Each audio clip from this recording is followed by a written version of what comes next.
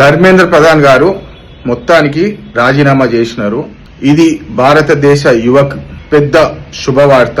ఎందుకంటే అహంకారం తోటి ఏదైతే బీజేపీ ప్రవర్తించిందో గత నెల రోజుల పైగా అనేక మంది విద్యార్థులు రోడ్డెక్కి వాళ్ళ నిరసన తెలిపి భారతదేశ జనతా మొత్తం ఒక్కటై కేవలము మా హక్కుల ప్రకారము మేమెన్నుకున్న నాయకులు మాకు న్యాయం చేయాలని చెప్పి ఏదైతే వాళ్ళు ధర్నా చేసినారో దానికి ఈ రోజు ఫలితం లభించింది.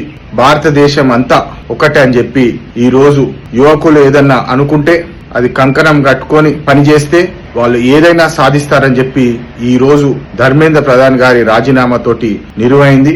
నేను ఈ రాజీనామా ఒక పెద్ద విక్టరీ మన యువతకి. మరి ఈ రాజీనామా తర్వాత భారతీయ జనతా పార్టీ నాయకులు మంత్రులు అందరూ ఇప్పుడు ఒళ్ళు దగ్గర పెట్టుకొని పనిచేస్తారని చెప్పి నేను నమ్ముతున్నాను. లేదంటే మళ్లీ రోడ్ ఎక్కాల్సి వస్తుందని చెప్పి ఈ సందర్భంగా మళ్ళొకసారి భారతదేశ యువతకు అందరికీ నా శుభాకాంక్షలు. జై హింద్, జై భారత్.